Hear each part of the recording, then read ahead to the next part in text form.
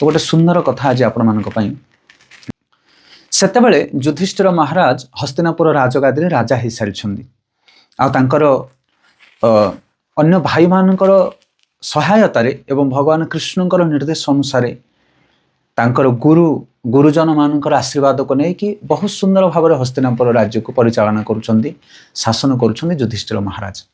यही समय हस्तिनापुर राज्यर जड़े साधारण नागरिक आसिक राजभवन में पहुँचले। राजा पाखे किसी नवेदन अच्छी तो द्वार देश था ब्रुकोदर भीम भीम पचार तुम कौन दरकार राजा पाखे तुमर नागरिक जनक हाथ जोड़ी कहते हे भीमसेन आ मु युधिष्ठिर महाराज को किसी प्रश्न पचारे चाहे मोर किसी सन्देह रही किसी अभियोग अच्छी मोर ना ठीक अच्छे मत पचार राजकार्य व्यस्त अच्छा महाराज मत पचार जदि मो द्वारा हो पार मुझे तुम प्रश्नर उत्तर दे पारि।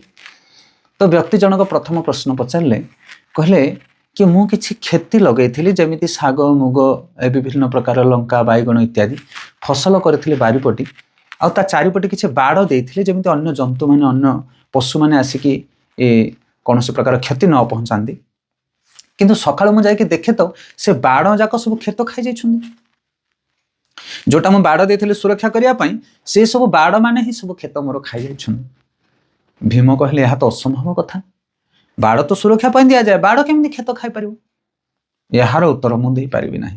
आउ कौन प्रश्न अच्छे तुम ना हाँ आउ गोटे प्रश्न अच्छे एथर भीम कहले द्वितीय प्रश्न पचार। द्वितीय प्रश्न नागरिक जनक पचार कि हे भीमसेन आमर गाँ पाखे गोटे पोल अच्छी शंख से पोल भितर अनेक गुड़िया बड़ बड़ हाथी माने सब गलिकी पलाउछंदी आउ किंतु तांकर लांगड़ सब लगी जाउची हाथी गली जाउछंदी लांगड़ लगी जाउची।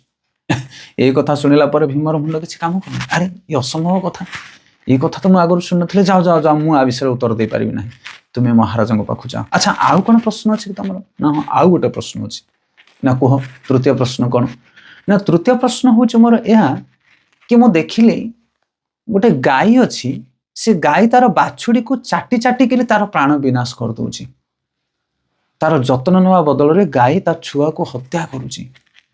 हाँ एभली कि असंभव कथा गोमाता केबे तार संतान को हत्या करि परिबो नाही अति स्नेह करते माँ माने छुआ मान को एटा तो असंभव मुझे यार उत्तर दे पारि ना। अच्छा आउ कौन प्रश्न अच्छी ना हाँ आउ गोटे प्रश्न अच्छी। चतुर्थ प्रश्न कौन ना चतुर्थ प्रश्न कहउछंदी नागरिक जनक कहउछंदी गोटे बहुत बड़ कोत अच्छी पानी कोत पानी पात्र आउ छोट पात्र चारिटा अच्छी ये बड़ पात्र पानी ढाली देले छोट पात्र जाक सब फुल हो जाउची किंतु छोट पात्र पानी जिते बड़ पात्र को ढला होउची सेतले बड़ पात्र अधा मध्य हो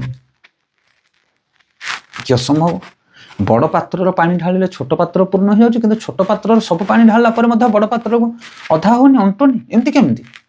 भीम कहले आ विषय मध्य मु उत्तर दे पारि ना। अच्छा आउ कौन प्रश्न अच्छी ना हाँ पंचम प्रश्न शेष प्रश्न हूँ मोर या कि आम गाँ पाखे जड़े व्यक्ति अच्छा सी गोटे दुई हाथर गोटे लंबा रस्सी रखिंट दुई हाथ लंब गोटे रस्सी आउ से रस्सी माध्यम से बहुत बड़ बड़ पहाड़ मान को बांधी सब गुंड कर दौरान पहाड़ पर्वत सब भांगिकी गुंड कर बहुत बड़ बड़ विशाल वृक्ष एडिकी टिके रस्सी दौड़ीर एत शक्ति। भीम कहले मु आ विषय कहीपरि ना तुम युधिष्ठिर महाराज पाखु चली जाओ। एथर हस्तिनापुर नागरिक जनक युधिष्ठिर महाराज पाखु गमन कले सहित वार्तालाप कले आलोचना सरला प्रत्यागमन कले किंतु संध्या समय जिते पंचु पांडव पांच भाई संध्या समय भोजन करने बसुं कुंती द्रौपदी माँ कुंती परसी दौरान द्रौपदी आदि राणी मैंने सेवा कर समय भीम पचारुंट युधिष्ठिर महाराज को कहते हे ज्येष्ठ भ्राता आज जो सकाଳେ जड़े नागरिक आसी प्रश्न को नहीं से प्रश्नर उत्तर कौन एपर्यंत मु भावुची कि तार समाधान किसी पाऊनी।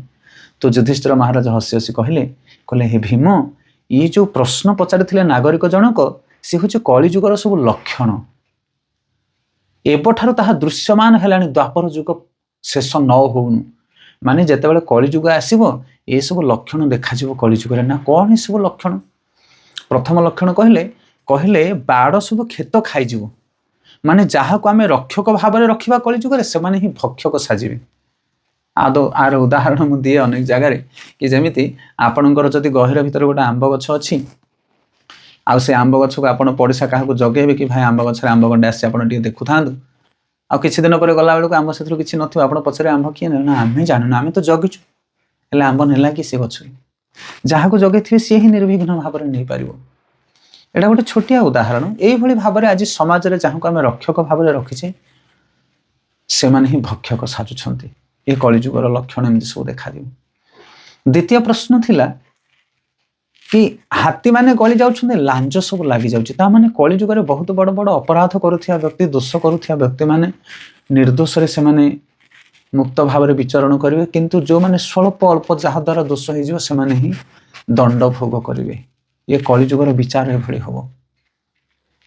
ଆଉ ତାପରେ ତୃତୀୟ ପ୍ରଶ୍ନ ଥିଲା କି ଗାଭୀ ତାର ବାଛୁଡ଼ିକି ହତ୍ୟା କରୁଛି। ଏହା ଅସମ୍ଭବ ଜଣାପଡ଼ିଲେ ମଧ୍ୟ କଳିଯୁଗ ଯେତେବେଳେ ଆଗକୁ ଗତି କରିବ, ଭ୍ରୂଣ ହତ୍ୟା କରିବେ ଜୀବମାନେ, ମା ନିଜର ସନ୍ତାନକୁ ଗର୍ଭରେ ବିନାଶ କରିବା ପାଇଁ ମଧ୍ୟ ପଶ୍ଚାତାପ କରିବ ନାହିଁ, ପଶ୍ଚାପାତ ହେବ ନାହିଁ। ତ ଏଭଳି ପରିସ୍ଥିତି ଆସିଯିବ ବା ଆସୁଛି ଏବେ କଳିଯୁଗରେ ଆମେ ଦେଖୁଛେ। ଚତୁର୍ଥ ପ୍ରଶ୍ନ ଥିଲା କି ଗୋଟେ ବଡ଼ ପାତ୍ରରୁ ପାଣି ଢାଳି ଦେଲେ ଛୋଟ ପାତ୍ର ପୂର୍ଣ୍ଣ ହେଇଯାଉଛି, କିନ୍ତୁ ଛୋଟ ପାତ୍ରରୁ ପାଣି ଢାଳିଲେ ବଡ଼ ପାତ୍ରକୁ ଅଣ୍ଟୁନି। ଏହା ଅର୍ଥ ହେଉଛି ପିତାମାତା ହେଉଛନ୍ତି ବଡ଼ ପାତ୍ର, ଆଉ ସେମାନେ ନିଜର ପରିଶ୍ରମ ଦ୍ୱାରା ତାଙ୍କର ଛୋଟ ଛୋଟ ପୁତ୍ରମାନଙ୍କୁ, ପତ୍ରୀମାନଙ୍କୁ, ପୁତ୍ର କନ୍ୟାମାନଙ୍କୁ ଲାଳନ ପାଳନ କରି ବଡ଼ କରୁଛନ୍ତି। କିନ୍ତୁ ସେଇ ପିଲାମାନେ ଯେତେବେଳେ ବଡ଼ ହେଉଛନ୍ତି, ବୃଦ୍ଧ ବାପା ମାଙ୍କର ଯେଉଁ ଆବଶ୍ୟକତାକୁ ପୂର୍ଣ୍ଣ କରିପାରୁନାହାନ୍ତି। ସେଥିପାଇଁ ଇଏ ବଡ଼ ପାତ୍ର ଦ୍ୱାରା ଛୋଟ ପାତ୍ରମାନେ ପୂର୍ଣ୍ଣ ହୁଅନ୍ତି, କିନ୍ତୁ ଛୋଟ ପାତ୍ରମାନେ ପ୍ରୟାସ କରି ବଡ଼ ପାତ୍ରକୁ ପୂର୍ଣ୍ଣ କରିପାରନ୍ତି ନାହିଁ। କଳିଯୁଗରେ ଏଇ ଦୁର୍ବିପାକ ଅବସ୍ଥା ସୃଷ୍ଟି ହେବ। ବୃଦ୍ଧମାନେ ଅବହେଳିତ ହେବେ, ବୃଦ୍ଧ ବୃଦ୍ଧା ପିତାମାତାମାନେ।